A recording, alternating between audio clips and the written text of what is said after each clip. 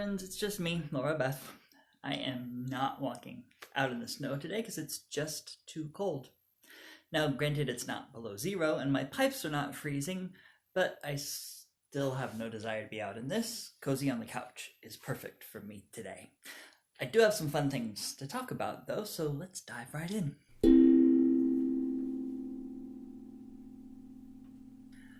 Here's what's in my head. I was talking with a pastor friend this week, and she shared a brief story about getting a phone call on a Monday morning.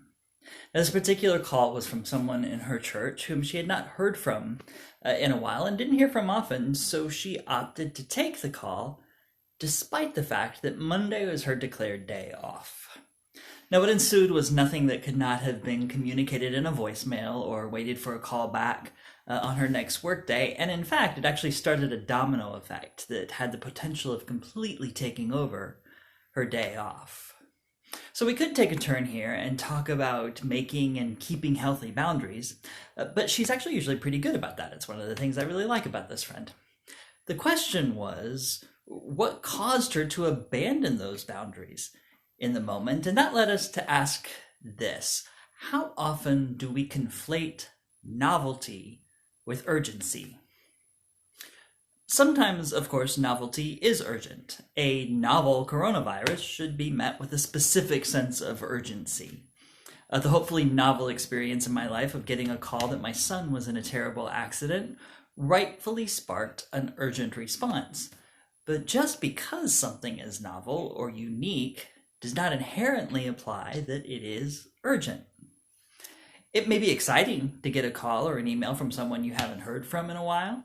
It may pique your curiosity to see a sign pointing to the world's largest golf tee or a ball of yarn while driving through the Midwest.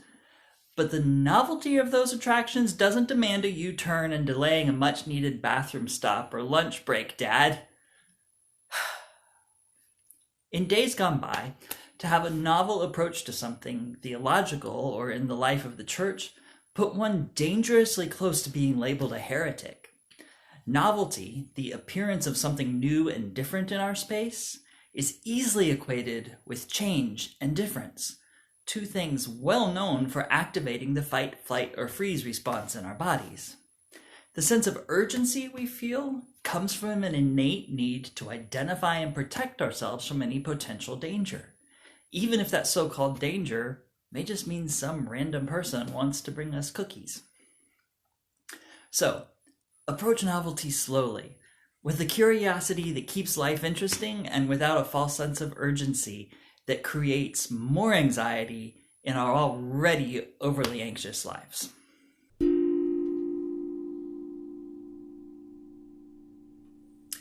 It was an interesting week in classes. Our reading in Pastoral Care and Counseling was from a text on pastoral care in African American communities, written in 2006 by an African American pastor and psychologist, Dr. Wimberly. He shared the story of E. Lynn Harris, a Black novelist who primarily wrote stories about closeted gay Black men. And in the process of sharing the story, Dr. Wimberly highlighted that he believed part of Harris's success in overcoming his own sexuality was that he lived his life as a celibate gay man, and made it clear that that's what made Dr. Wimberly comfortable. Now, please don't get me wrong. If one has a spiritual calling to celibacy, then I'm 100% behind them for living into that calling. I'm not judging Elin Harris for his celibacy. But it needs to be a personal or spiritual calling. Placing celibacy as a requirement for righteousness for LGBTQ people is not only harmful to us as a community, it actually undermines the importance, the value, and the beauty of celibacy as a spiritual calling.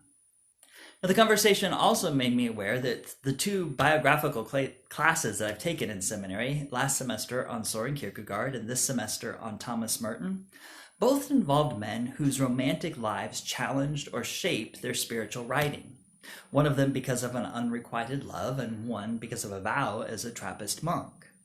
It's raising questions for me around the connections of spirituality, intimacy, and romance and celibacy that I hope to explore some more this semester. And so with that, happy Valentine's Day, I guess, maybe?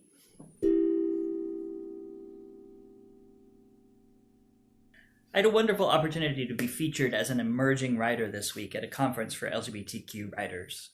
during that Q&A time, I was asked about building my platform, which is publishing talk for gathering followers and creating marketing potential for anything that I may want to publish. It's a very legitimate question for someone who may be looking at investing in an author and their material, as publishing companies do. But it also begs the question, where is the line between writing about spiritual things for the sake of my own spiritual growth and the investment and concern of others, and writing for the purpose of building a platform, writing to a market? It's a question I've been wrestling with since the years I spent around the Christian music business in the mid-90s, and have revisited often over the course of my career. I've published my own book and been through several reiterations of my social media presence as I've wrestled with this question of building a platform and attracting followers. So I took some time off from being too concerned about it while I've been in seminary, but as I approach this transition back to public space and ministry, it's a tightrope that I find myself starting to navigate once again. Being known is part of the business of publishing and attracting attention to the message, and being a good steward of my own voice, it all just comes with the territory of advocating for growth and change, even in faith communities. And it's just practical when it comes to the ongoing task of finding a way to sustain myself in this work, to be well connected, to have a network of people and a platform within which to work. It also stands in stark contrast to my desire to live a more contemplative life and to write from that space. Finding the right rhythm of motive, exposure, self-care, and reflection is going to be a never-ending process for whatever amount of time I am privileged to remain engaged in this work. But for this time, and for all time, please know that the light in me sees and honors the light in you. Thank you, friends.